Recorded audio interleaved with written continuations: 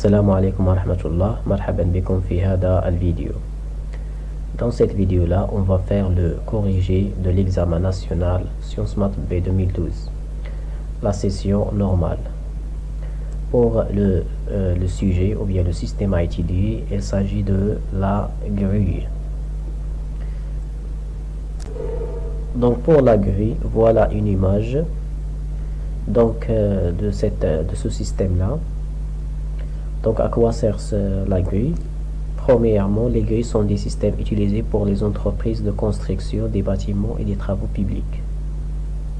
Donc ça veut dire les chantiers. Donc ils sont des éléments incontournables dans les chantiers. Leur fonction principale est de déplacer des charges. Donc le chantier qui connaît des charges très lourdes, pour les déplacer, on va utiliser le système qui s'appelle la grue. Donc voilà un dessin de la grue. Donc comme vous voyez ici, donc ça s'appelle la flèche. On a ici un chariot qui va se déplacer le long de la flèche. On a ici un crochet. Donc ce crochet là, il va porter la charge. Donc il va faire un mouvement montée et descente, on l'appelle le levage. Par contre, le chariot va faire un mouvement de translation le long de la flèche, on l'appelle la distribution.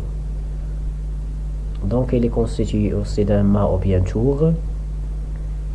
Donc ce tour là, il va faire une rotation, donc liaison pivot. Il va faire une rotation, mais c'est pas complète, elle est limitée. On a ici le mât, il est fixé à un châssis, c'est le châssis de base. Tout le châssis va faire un mouvement de translation. Donc on a trois mouvements: distribution, orientation, quatre pardon, distribution, levage, orientation et translation.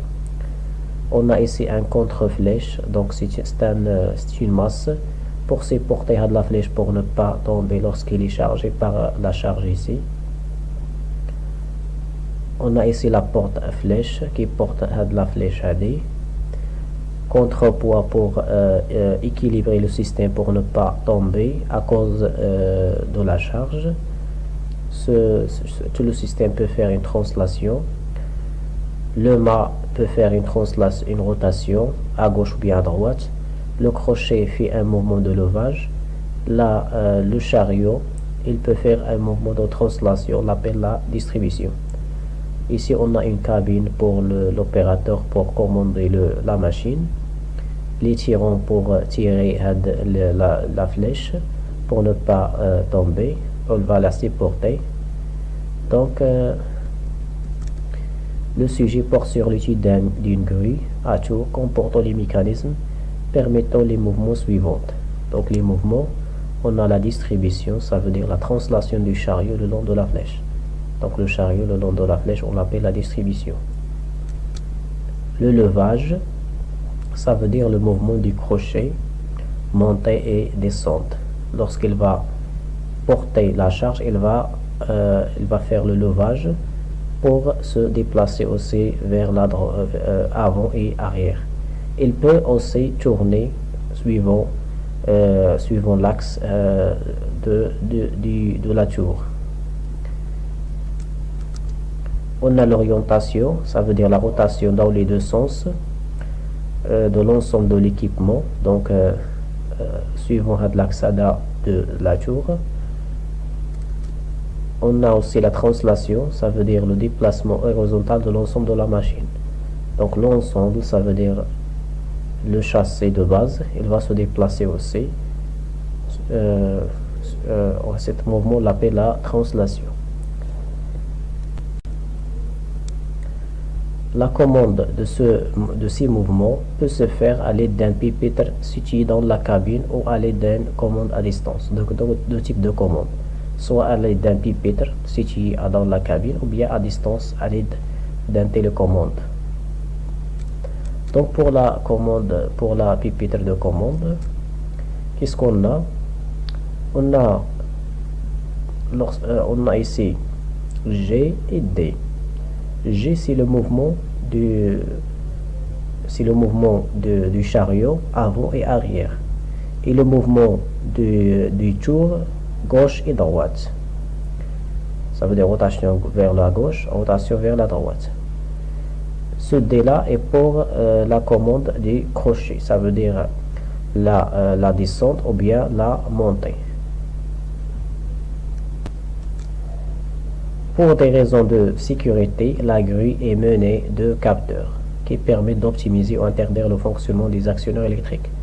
Donc, pour empêcher le dysfonctionnement ou bien un fonctionnement anormal de l'un des éléments de la machine, le système est muni de capteurs. Donc, ils sont les capteurs.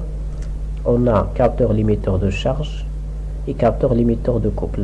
Donc, le moteur qui permet de enlever le crochet, il a une puissance à ne pas dépasser. Donc, pour ne pas dépasser avec la puissance et pour éviter d'endommager le moteur, on va faire un capteur limiteur de charge et capteur limiteur de couple. Une fois il dépasse la charge ou bien le couple nominal, le système ne doit pas fonctionner, il doit s'arrêter. Comme ça, on va protéger notre actionneur. On a ici un capteur de fin de course haut et bas. Donc, le mouvement haute et basse.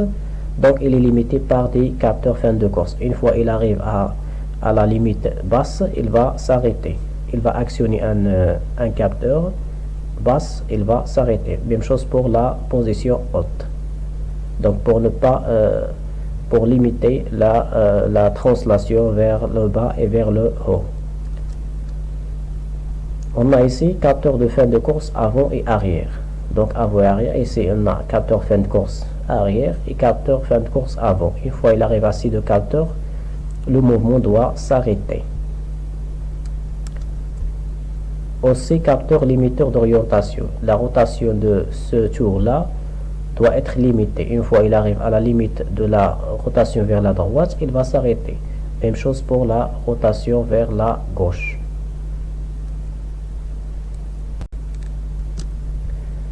Le grutier, ça veut dire la personne qui va manipuler la grue, doit connaître à ce moment la hauteur ce crochet H. La hauteur ce crochet. Ça veut dire le bas vers le crochet. Ça veut dire la distance AD. La portée B, ça veut dire la distance AD. Et la masse M de la charge. Donc voilà la hauteur H, le document ressource 2. Voilà la hauteur H que doit connaître le grutier, la portée B et la masse M. Donc le grutier doit savoir ces éléments-là. Le personnel devant installer et manipuler les grilles, notamment les grutiers, doivent recevoir une formation préalable. Donc, avant de manipuler, les grilles doivent subir une formation ou bien recevoir une formation au sein d'une entreprise. Vous êtes appelé à réaliser les tâches à la préparation de formation axée sur les points définis par les situations d'évaluation suivantes. Donc, on va commencer par la situation d'évaluation numéro 1. Donc, les grutiers doivent appréhender l'environnement du système. Comprendre l'environnement du système par exploitation des outils de l'analyse fonctionnelle, dont le but est d'exprimer la fonction globale de la grue et l'identification des fonctions services. On doit exprimer la fonction globale du système et identifier ses fonctions de service. Donc la question numéro 1, complétez sur le document réponse 1 le diagramme bêta-corps. Voilà le diagramme bêta-corps. Donc tout d'abord le nom du système. Le système qu'on va étudier, qu'on a encore d'étudier, c'est la grue. Donc, on va répondre à la question à qui rend-il service? Donc, à qui rend-il service, c'est pour la deuxième question, Sur quoi agit-il? Donc, il va agir sur une charge. Il va déplacer les charges. Donc, la fonction globale du système, c'est permettre à un grutier de déplacer des charges ou bien tout simplement déplacer des charges. Donc, on doit d'abord, pour l'expression de la fonction globale, on doit commencer par un verbe à l'infinitif. Ça, c'est les normes. Donc, c'est toujours commencer par un verbe à l'infinitif. Donc, on va écrire permettre à un grutier de déplacer une charge. Pour la deuxième question de la tâche numéro 1, compléter sur le document réponse 1 le modèle fonctionnel du système. Ça veut dire l'actigramme A0 par les éléments qui conviennent. Donc, à d'avoir l'actigramme A0, donc le nom du système, on le sait déjà, c'est la grue. Donc, pour la fonction globale, c'est déplacer une charge. Qu'est-ce qu'on a à l'entrée? On a une charge non déplacée ou bien une charge en position initiale. Qu'est-ce qu'on va obtenir? Une charge à la position finale. Donc ça, c'est la sortie principale. Pour la sortie secondaire, on peut mettre soit des pertes, ça veut dire perte d'énergie, on peut mettre aussi des bruits. Le système au cours de fonctionnement, il va générer des bruits. Ici, c'est les données de contrôle. Donc, on a 4 types de données de contrôle. W, ça veut dire l'énergie. E, ça veut dire l'exploitation. On a le C, ça veut dire la configuration. Et R, ça veut dire le réglage. Donc, 4 types. Donc, l'énergie. L'exploitation, ça veut dire le marche-arrêt, le réglage des paramètres du système et la configuration.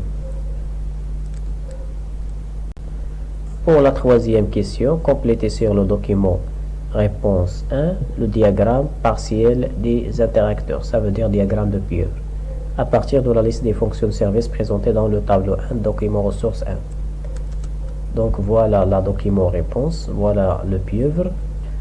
Donc on va, pour remplir le diagramme pieuvre, on va utiliser les documents ressources 1. Donc voilà le tableau. Donc premièrement, on doit ici exprimer la fonction principale du système ou bien la fonction globale. Donc la fonction principale, c'est toujours, on a déjà fait la bêta corne, donc c'est permettre à un grutier de déplacer une charge ou tout simplement déplacer une charge ou bien des charges. Donc ici le pieuvre, il y a la fonction principale. La fonction principale entre deux éléments. Deux éléments. Le premier élément, ça veut dire l'utilisateur, le grutier. Le deuxième élément, la charge. Donc le nom de la première fonction ici, c'est la fonction principale, FP. Pour FC1, la fonction de contrainte numéro 1 est réglée et commandée par le grutier. Donc cette fonction-là, elle est entre le système et le grutier. Donc voilà le grutier, c'est la fonction celle-ci. Donc ici on va mettre FC1. Pour FC2, respecter la charge limite en fonction de la position. Donc ici, respecter la charge, ça veut dire il est entre le système et la charge. Donc voilà la charge. Donc ici, c'est cette fonction-là. Donc et on va mettre ici FC2. FC3, respecter la réglementation en vigueur. Donc la réglementation, ça veut dire les normes. Les normes de sécurité par exemple. Donc on va mettre un autre élément qu'on appelle les normes ou bien la réglementation. Et on va nommer cette fonction-là, c'est FC3. Pour FC4, s'installer et maintenir la position d'équilibre. Donc, s'installer et maintenir la position d'équilibre. Donc, pour être en équilibre, il doit être maintenu, être maintenu dans le sol. Donc, de la fonction AD, il est en relation avec le sol. Donc voilà l'élément, le sol. Donc ça c'est FC4. FC5, s'adapter à l'énergie électrique des réseaux LONO. Donc ici on a un autre élément, voit l'énergie d'alimentation. Donc c'est l'énergie. Donc c'est FC5. FC6, résister à l'environnement. Ici on a un autre élément de l'environnement, c'est l'environnement. Donc on va mettre l'environnement et le nom de la fonction c'est FC6. FC7, respecter la vitesse limite du vent. Donc limite le vent. Le nom de l'élément c'est le vent. Donc on va essayer de mettre le vent et le nom de la fonction c'est FC7. Donc comme ça on a terminé le diagramme de pieuvre. Donc pour la question numéro 4, complétez sur le document réponse 2 la chaîne fonctionnelle du système, la structure générale, en vous aidant du document ressource 1. Donc voilà le document ressource 1. Ici on a les informations, on a ici la chaîne d'énergie, pardon, la chaîne d'information, et ici c'est la chaîne d'énergie. Donc le système, ici on a l'effectueur ou bien qui va faire l'action nécessaire. Il a besoin de l'énergie qui va être commandée par la chaîne d'information. Donc ici le système, qu'est-ce qu'on a à l'entrée? On a déjà dit une charge en position initiale ou bien une charge en position X ou bien une charge en position A, etc. Est-ce qu'on va obtenir à la sortie? Une charge en position finale. Maintenant, l'acquisition, ça veut dire les éléments qui vont nous permettre d'acquérir l'information, ça veut dire les capteurs. Ou bien la pipette de commande pour acquérir les informations saisies par l'utilisateur. Donc ici on a premièrement la manette de commande qui va permettre à l'utilisateur ou bien au routier de saisir les commandes au système. On a ici les capteurs limiteurs de couple et capteurs limiteurs de charge pour des raisons de sécurité. Capteur de vent, s'il y a le vent à une vitesse supérieure à la limite de sécurité, le système ne doit pas fonctionner. Capteur de fin de course haut et bas, capteur de fin de course avant et arrière, et finalement capteur limiteur d'orientation. Donc pour la signalisation ou bien la visualisation, quels sont les éléments que le grutier doit connaître? Donc on va les voir dans le document ressources. Donc voilà les informations que doit visualiser le grutier. Il y a ici l'achat, la masse en tonnes, ici le couple en newton fois mètre, ici la portée en mètres, ici la hauteur aussi en mètres, ici la vitesse du vent. C'est un capteur anémomètre, capteur de vitesse de vent. Donc ça c'est les informations que doit visualiser l'utilisateur. Donc ici on va mettre vitesse de vent, les choses que doit visualiser l'utilisateur, la portée B, la hauteur H et le couple le couple et la masse. Donc il y a une relation entre le couple et la masse. Pour la situation d'évaluation numéro 2, pour amener les formés au respect des règles de sécurité des engins de levage, ils sont invités à découvrir le principe de fonctionnement des mécanismes de déplacement de la charge. Dans ce qui suit, on vous demande de réaliser les tâches relatives à la compréhension des principes de l'équilibre de la vie sur le sol et des solutions constructives indiquées sur le fast partiel de la fonction FP R ressource 2. Donc étude de la stabilité de la grue. Donc pour éviter le basculement de la grue vers l'avant à cause de la charge, le constructeur prévoit l'utilisation d'un contrepoids en béton, le respect indique la masse le châssis principal, le respect des données du tableau de charge qui limite la portée B en fonction de la masse M de la charge à manœuvrer. Donc la première question, la grue dispose des capteurs permettant d'éviter une surcharge. Quels sont ces capteurs? La surcharge, ça veut dire dépasser la charge limite. On l'appelle la surcharge. Donc il y a une charge maximale à ne pas dépasser. Une fois dépassée, ça on l'appelle une surcharge. Donc les capteurs permettant d'éviter une surcharge, il y a le capteur limiteur de couple et le capteur limiteur de charge. Donc pour la question numéro 2, grâce à ces capteurs et à l'appareillage de signalisation qui leur est associé, donc il y a les capteurs et les informations ici des capteurs, ce sont des signalisations. Le grutier peut lire sur le pupitre de la machine deux informations qui renseignent sur la charge. Quelles sont ces deux informations? Donc ce sont les informations ici des capteurs limiteurs de couple et de charge. Donc il va lire la masse et le couple. Le couple en newton-mètre et la masse en tonnes. Donc ce sont des informations qui renseignent le grutier sur la charge. Donc pour la question numéro 3, bien que les grues sont équipées de dispositifs permettant d'éviter une surcharge, il est nécessaire de savoir lire un tableau de charge.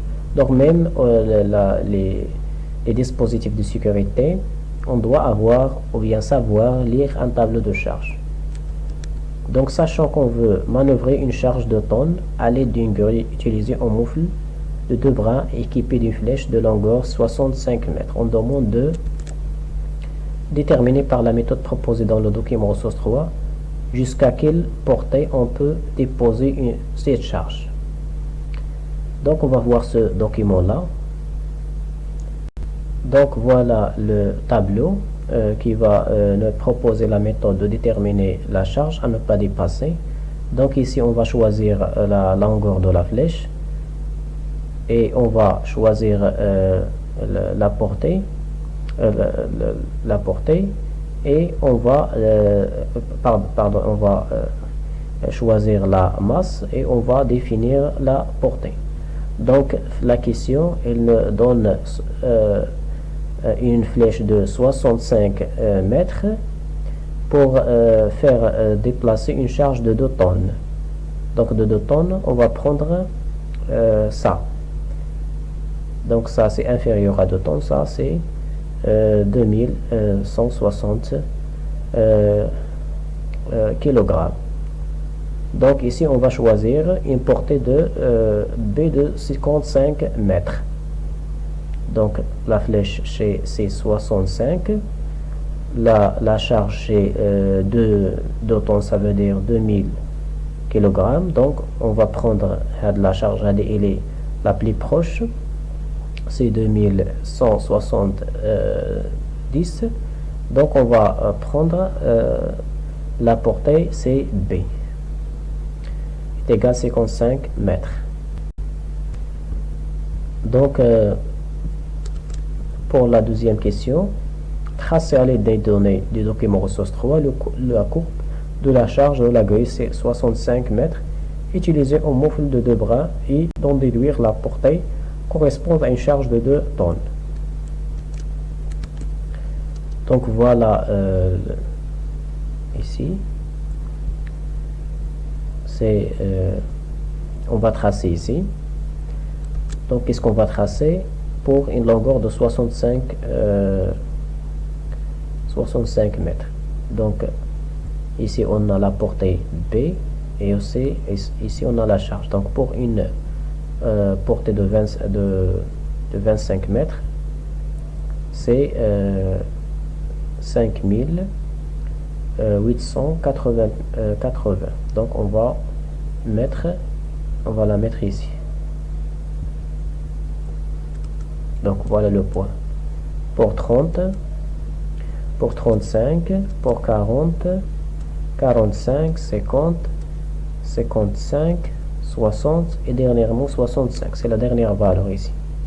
Après on va tracer la courbe en liant les points.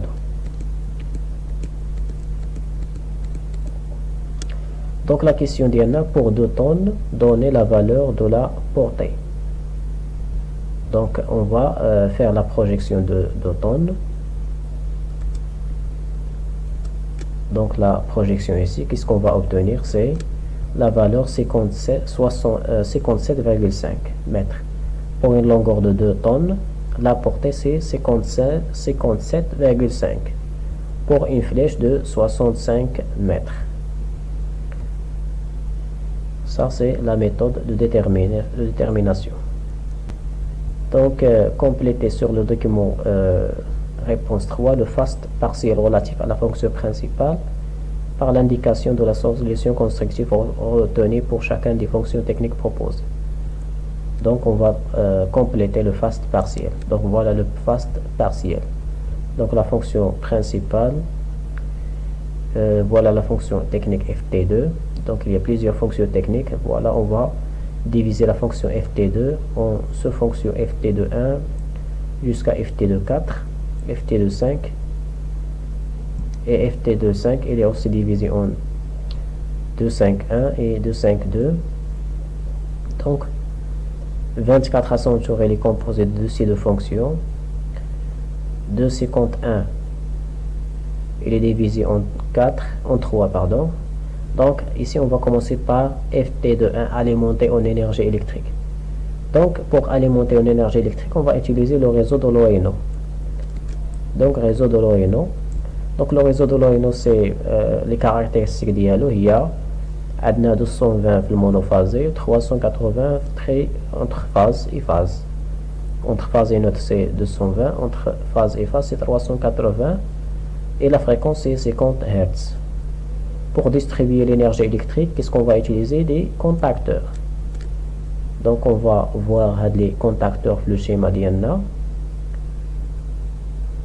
Donc, voilà le schéma de puissance. On a le premier contacteur KAV et deuxième capteur KR. Donc, ici, on a un réducteur.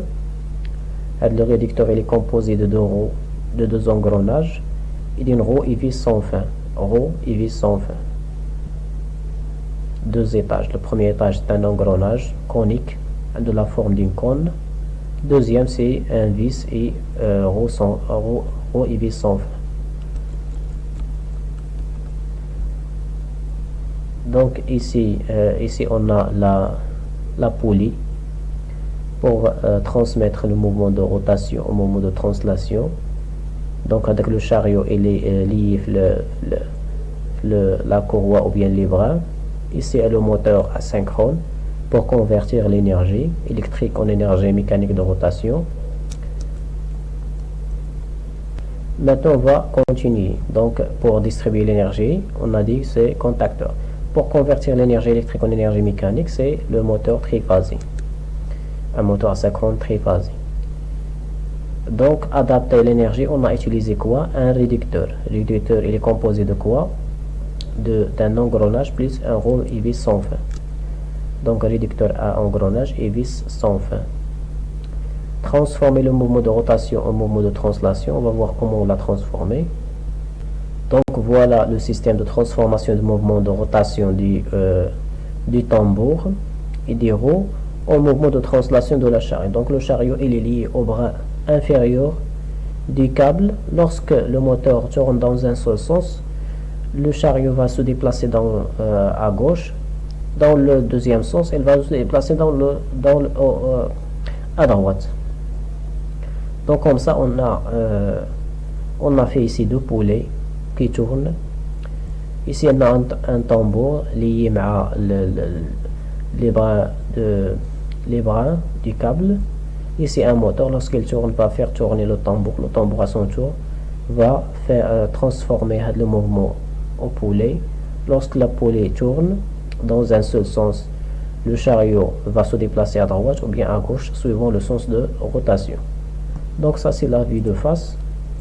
Ici, c'est la vue de dessus, lorsqu'on voit le système de dessus. Donc, pour transformer le mouvement de rotation en mouvement de translation, qu'est-ce qu'on a utilisé? On a utilisé un tambour plus câble plus poulet. Tambour plus poulet plus câble. Acquérir l'ordre de commande, qu'est-ce qu'on a utilisé? Des manettes de commande. Acquérir les positions initiales et finales permise.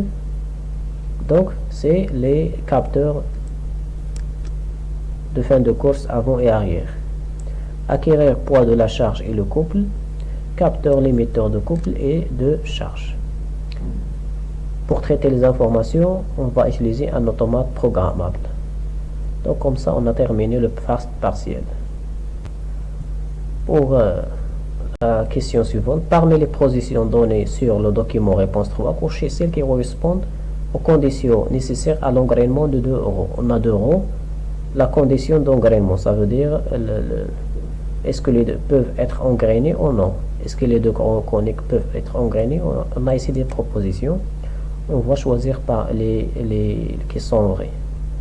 Il faut que les roues aient le même nombre de dents. Donc c'est faux. Ils peuvent s'engrainer même si ils n'ont pas le même nombre de dents. Il faut que les roues aient le même modèle. Ça c'est juste. Pour avoir l'engrainement des 2 roues, ils doivent avoir le même modèle. C'est la condition d'engrainement. Donc on va cocher. Il faut que le nombre de dents de la grande roue soit le double de celui de la petite roue. Donc c'est pas juste. Il faut que les sommets de cône soient confondés avec le point de concours des axes. Donc à la phrase on va l'expliquer le document ressources. Donc voilà le point d'intersection des deux cônes doivent être confondés avec le point d'intersection des 2 axes doivent être avec le sommet des cônes. Donc le sommet des cônes wahada, le deuxième cône wahada. Donc le point hadi il y a l'intersection des les 2 axes des les 2 roues. Donc hada c'est la condition pour avoir de l'engrainement. Donc c'est juste. Donc on va cocher, il faut que les sommets des cônes soient confondés avec le point de concours des axes. Donc la question suivante, complétez sur le document réponse 4 la chaîne cinématique par les symboles de liaison manquantes. Donc voilà le schéma cinématique. Donc ici on a un moteur, il fait une rotation, donc il va faire tourner à de l'arbre dialogue. Donc ici on a ici l'engrenage, la roue qui contient des dents. Ici la deuxième roue, Z1 et Z2. Donc lorsque Z1 tourne, va faire tourner Z2. C'est un engrenage conique. La deuxième engrenage, l'axe d'Iala, il est lié avec un vis sans fin. Donc lorsque la deuxième roue conique tourne, va faire tourner la vis, et la vis va faire tourner la roue, le système roue et vis sans fin. Donc la roue va tourner. Donc là, voilà l'axe. Donc lorsqu'il va tourner, il va faire une rotation par rapport le bâti. Donc ici on a un mouvement de rotation, ça veut dire une liaison pivot. Donc il va ici mettre là le symbole de la liaison pivot.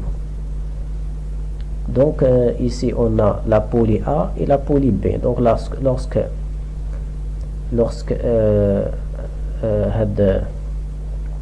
tambour tourne, la transmission se fait par un brin, ça veut dire un câble. Donc la roue il va tourner. La transmission se fait par l'intermédiaire d'un câble. Il n'est pas représenté ici, ou bien un brin. Donc lorsque le tambour tourne, le mouvement va être transmis à la. Donc la poulie va faire un mouvement de rotation par rapport au bâti. Donc ici on va faire le symbole de la liaison pivot. Même chose pour la poulie P. Comme ça on a terminé le schéma cinématique. Donc à partir de la schéma cinématique donné sur le document ressources 5, calculer sur le document réponse 4 la vitesse de rotation du tambour NT en tours par minute et la vitesse angulaire correspondance en tours en radian par seconde. Donc on doit calculer NT et oméga T. Donc avant de calculer ça, on doit voir la chaîne cinématique. Voilà la chaîne cinématique. Aussi on a ici le moteur à 50 triphasé. Sa vitesse de rotation c'est 1470 tours par minute. On a ici le réducteur. Donc on doit calculer la vitesse de rotation du tambour. Donc on doit savoir le rapport de transmission du réducteur. Donc voilà le rapport de transmission du réducteur. Donc ici on a Z1, Z2, Z3 et Z4. Donc on va mettre Z1 divisé par Z2 fois Z3 divisé par Z4. Donc Z1 fois Z3 divisé par Z2 fois Z4. Donc ça c'est le rapport de réduction. Donc à quoi est égal le rapport de réduction? C'est la vitesse de sortie liée à la vitesse du tambour divisé par la vitesse d'entrée liée à la vitesse du moteur. Donc NT la vitesse sortie à la vitesse d'entrée, la vitesse sortie à la vitesse du tambour, la vitesse d'entrée à la vitesse du moteur est égal le rapport de réduction de le réducteur Z1 fois Z3 divisé par Z2 fois Z4. Donc on veut calculer NT, donc NT à quoi est égal Nm fois le rapport de réduction, donc Nm c'est 1470, Z1, Z3, Z2, Z4 sont donnés, donc on va remplacer et finalement on va obtenir Nt est égal 98 tours par minute. Maintenant on va calculer oméga t en radiens par seconde, donc oméga t est égal de Pnt par définition. Donc Nt c'est, on l'a calculé en tours par minute, on doit la convertir en tours par seconde. Donc on va diviser par 60. Donc qu'est-ce qu'on va obtenir? Ça, 10,26 radiens par seconde. Maintenant on va calculer la vitesse linéaire V du chariot. Donc la vitesse de rotation du tambour va être convertie en vitesse de translation du chariot. Donc la relation entre eux c'est le rayon. Donc on sait déjà que V est égal R fois oméga. R c'est le rayon du tambour. Donc ici non R oméga, R on va la remplacer par D parce que les données sont le diamètre du tambour c'est D, donc D divisé par 2 fois oméga.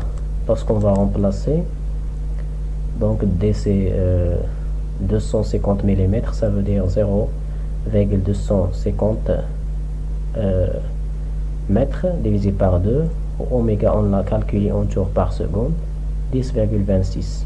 Donc finalement la vitesse de translation c'est 1,28 mètres par seconde, la vitesse de translation du chariot.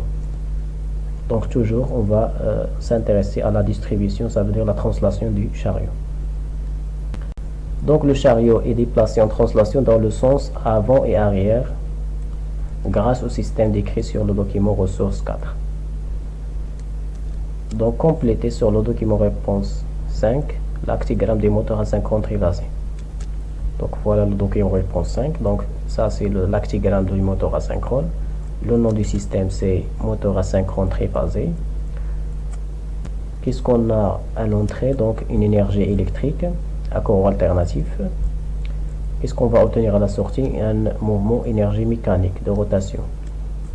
Donc la fonction c'est convertir l'énergie électrique en énergie mécanique.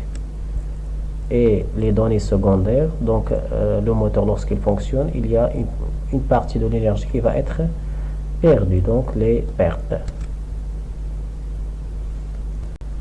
Donc le dessin d'ensemble des documents ressources 5 permet de dégager des points de vue cinématiques que le moteur asynchrone triphasé est composé de deux sous-ensembles aux classes d'équivalence, le stator 6 et le rotor 7. Donnez les repères des pièces constituant chacun des classes d'équivalence. Donc les classes d'équivalence pour le moteur, il y a deux types. Une partie qui va tourner et une partie qui est fixe. Donc la partie qui tourne, on l'appelle le rotor. Et les parties fixes, on l'appelle le stator. Donc on doit compléter chaque classe d'équivalence par les repères. Donc voilà le moteur asynchrone triphasé. Donc j'ai colorié ici la partie qui va tourner. Donc ça c'est le rotor. Donc on doit compléter les éléments qui tournent le rotor, les éléments qui fixent le stator. Donc On va commencer par le premier élément. Donc l'élément c'est la carcasse du moteur. Donc il ne tourne pas, il est fixe. Donc on va le mettre ici à le stator. 2, c'est l'arbre du moteur. Donc c'est le rotor, il va tourner. Donc 2, on va le mettre ici. 3, c'est la carcasse ou bien le carter fixe. 4, c'est pas l'objet, les pièces 4, 19, 22 sont considérées hors classe, on va pas les mettre. 5, donc la rainure de la clavette, donc il tourne aussi. 6, donc هذه il est lié مع le stator, ne tourne pas. 6 aussi n'est pas 6 ici, c'est le stator. 7, c'est le rotor. 8, voilà le 8.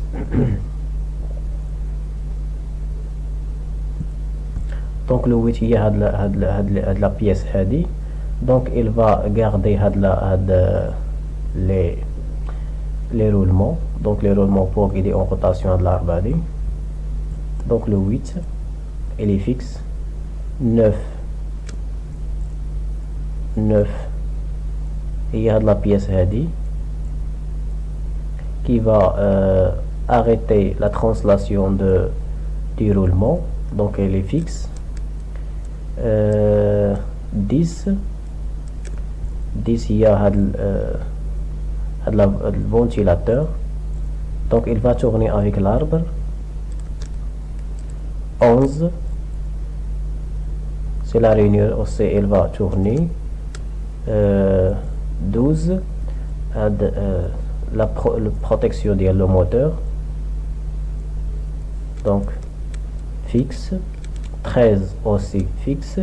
14, c'est la circlipse, il va tourner avec le rotor, il va arrêter en translation le ventilateur. Le 15 fixe. Le 15 fixe, il y a la partie de la plaque à bord de le moteur. 16 fixe aussi, il y a le vis,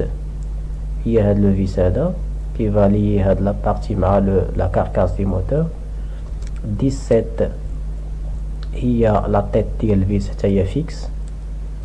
18, il y a le plaque à bord. Le 20, le 19 n'est pas considéré. Le 20, il y a le plaque à bord. Le 21, il y a le vis, il ne tourne pas, il est fixe. Donc on a deux classes d'équivalence, le stator et le rotor. Le stator partie fixe, le rotor partie mobile. Le dessin d'ensemble de document ressources 5 permet de dégager du point de vue cinématique, même chose qu'on a dit. Préciser le mouvement du rotor par rapport au stator et donner le nom de la liaison entre ces deux systèmes. Donc le mouvement du stator par rapport au rotor, ou bien le contraire, le mouvement du rotor par rapport au stator est un mouvement de rotation. Donc il y a quand un mouvement de rotation, donc à dire la liaison que c'est une liaison pivot. Donc préciser en tenant compte des règles de montage des roulements, les bagues montées avec jeu et celles montées avec serrage. Donc on a un arbre tournant, donc les bagues qui tournent, donc les règles des montages, les bagues tournantes sont montées avec serrage et les bagues fixes sont montées avec jeu. Donc on a un arbre tournant, donc les bagues qui sont tournantes, moi les bagues intérieures, et les bagues qui ne tournent pas, ce sont les bagues extérieures. Donc on a les bagues qui sont montées avec jeu, moi les bagues extérieures qui ne tournent pas. Les bagues qui sont montées avec jeu, moi les bagues intérieures, parce qu'on a un arbre tournant. Donc les règles, on a les bagues tournantes, on va mettre 4 obstacles. Les bagues qui ne tournent pas, juste 2 obstacles. Donc, indiquer sur le schéma donné sur le document réponse l'emplacement des arrêts en translation, des bagues intérieures et extérieures des roulements par des petits rectangles pleins.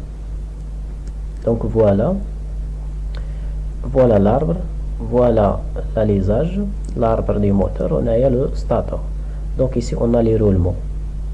Donc, on a les bagues antérieures, هادو وهادو, وعندنا للفوق les bagues extérieures. Donc les bagues antérieures sont montées avec serrage, sans jeu. Les bagues extérieures sont montées avec jeu. Donc les bagues qui sont montées avec serrage, donc on doit mettre ici 4 obstacles. Donc ici juste on a mis un seul obstacle. Donc on va mettre le deuxième obstacle, troisième et le quatrième pour les bagues antérieures. Donc voilà, on a complété les obstacles. Premier obstacle, deuxième, troisième, quatrième. Pour les bagues extérieures qui sont montées avec jeu, on va mettre juste 2. Soit on va les mettre ici, soit on va les mettre ici. Donc on va les mettre ici. Donc on va mettre 2 obstacles. Comme ça, on a terminé. Donc la manette G permet la commande des moteurs réducteurs suivant le fonctionnement décrit ci-dessus. Le levier de la manette est en position A, le chariot se déplace vers l'avant, A se déplace vers l'arrière, au milieu, le chariot à l'arrêt. L'action du chariot sur l'un des 2 capteurs de fin de course provoque l'arrêt du mouvement.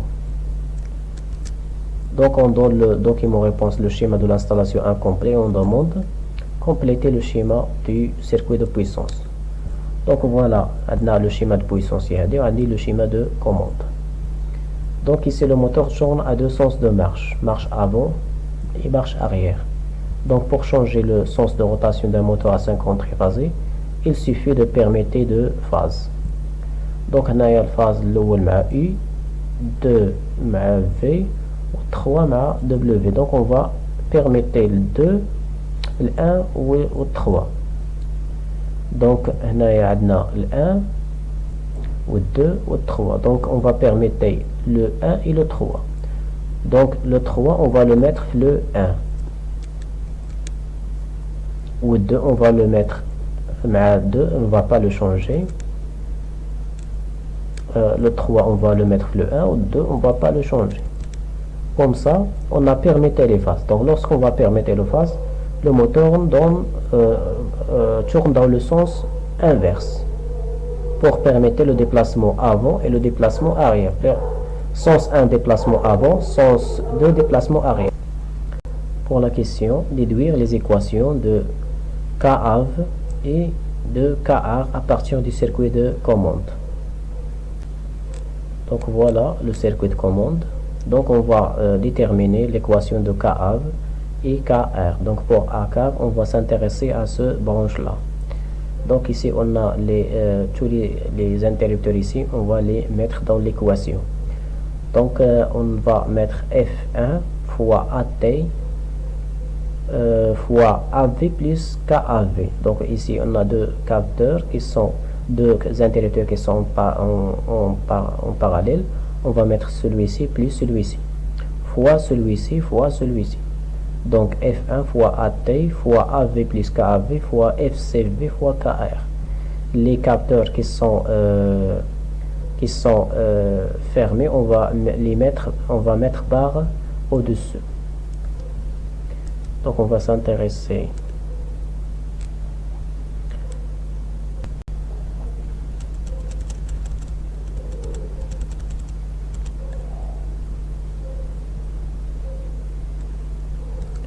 donc pour K arrière, ici, voilà, on va s'intéresser à ces branches là.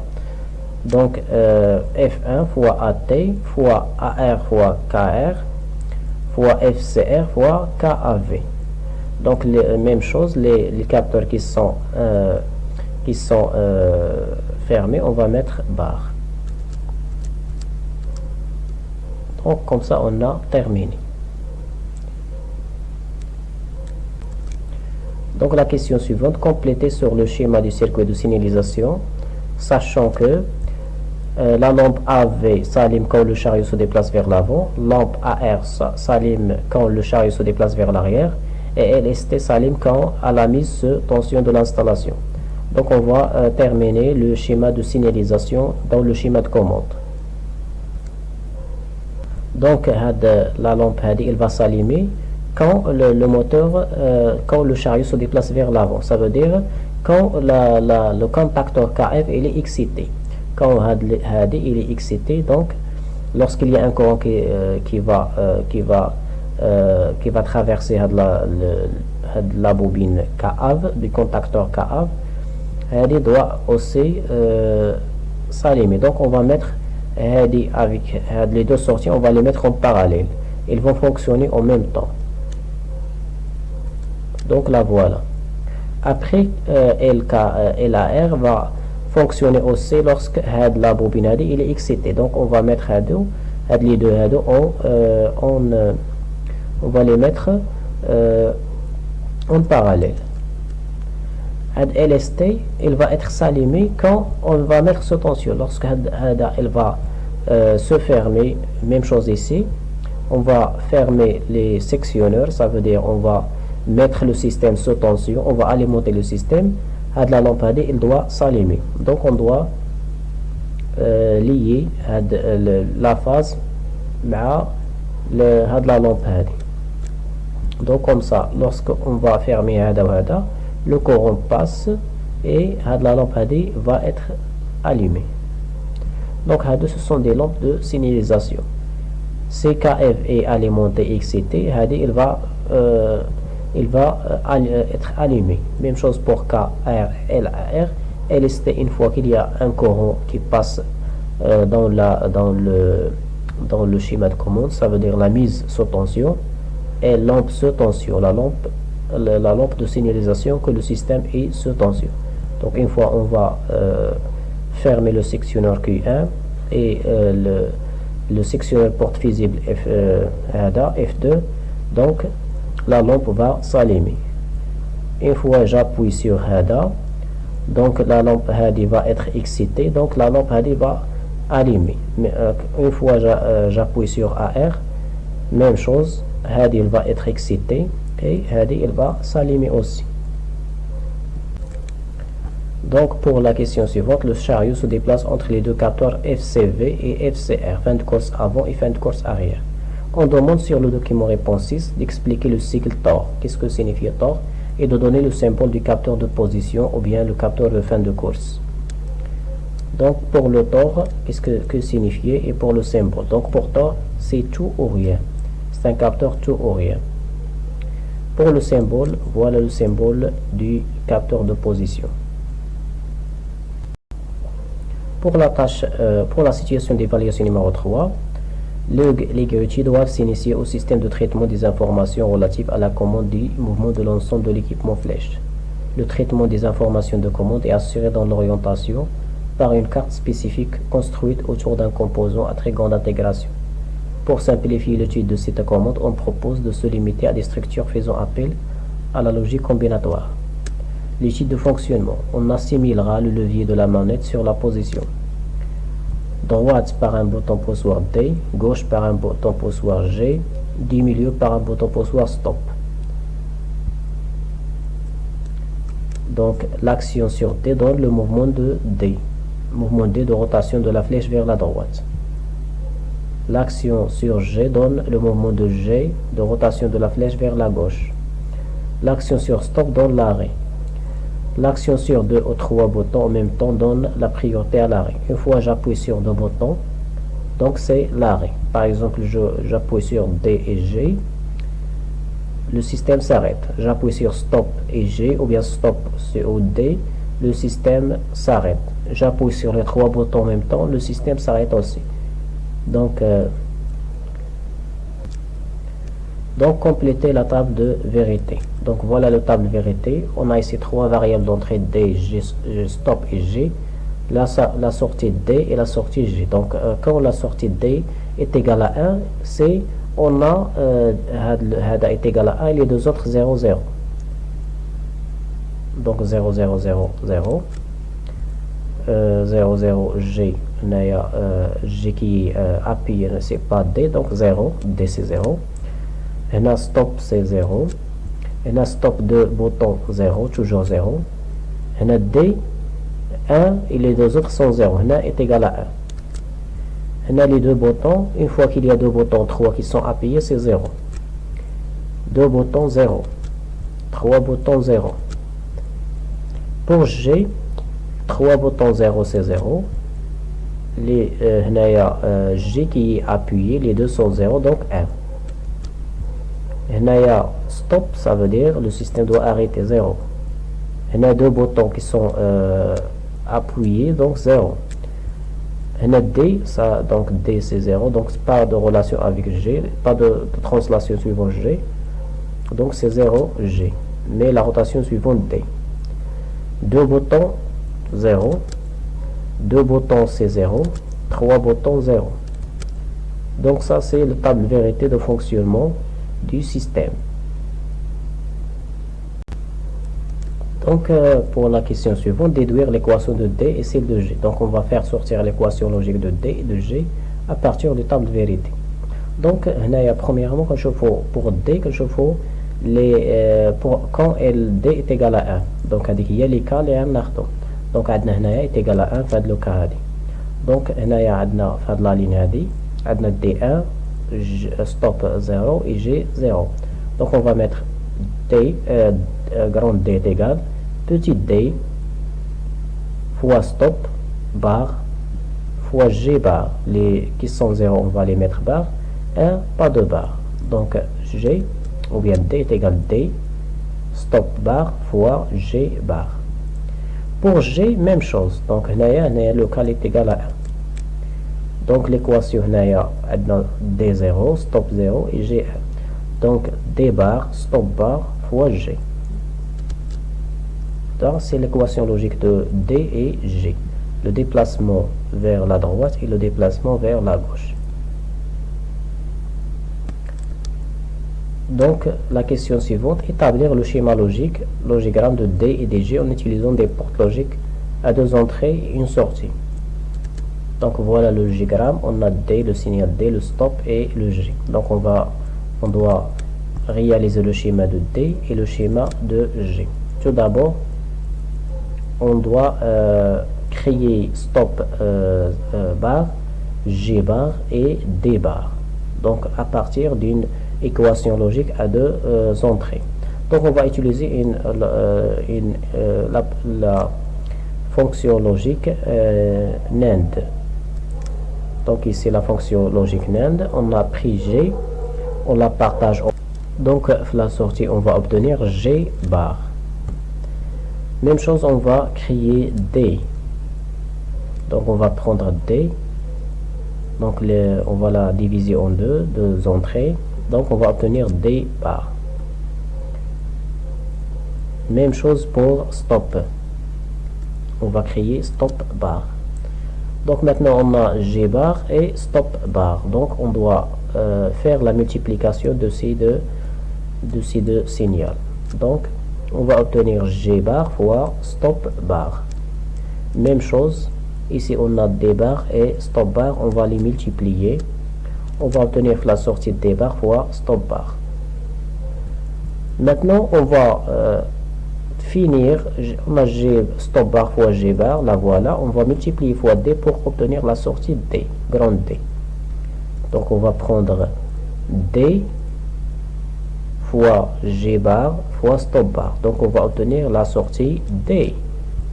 Même chose ici pour G, on va prendre petit G et on va le multiplier fois D bar fois stop bar, on va obtenir la sortie grand G. Le déplacement droite et le déplacement à gauche.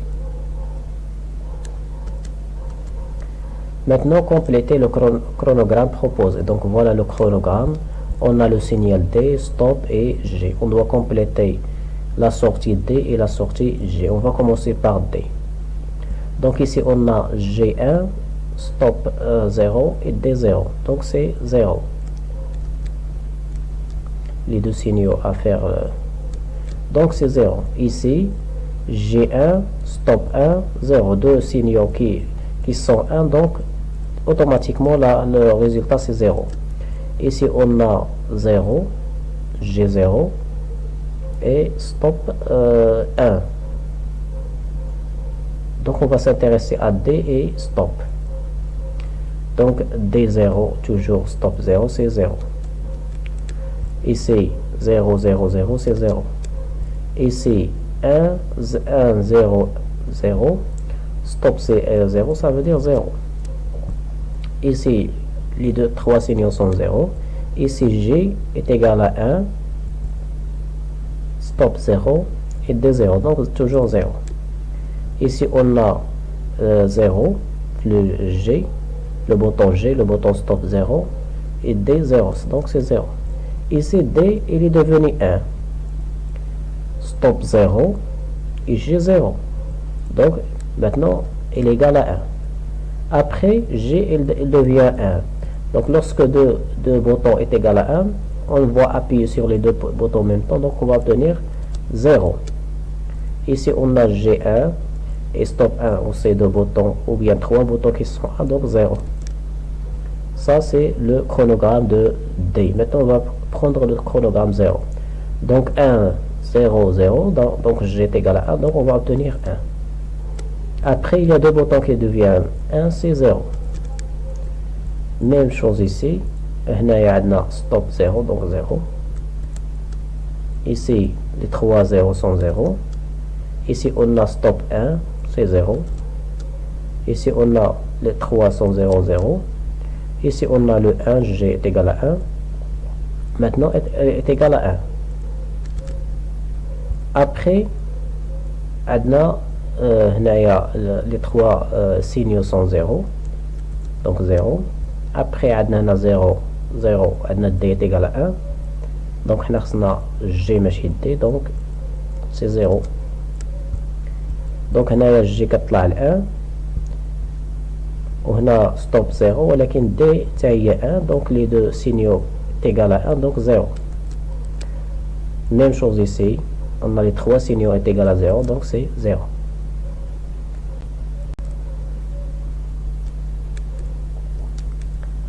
Donc c'est la fin de cette vidéo là. Merci pour votre attention et à la prochaine.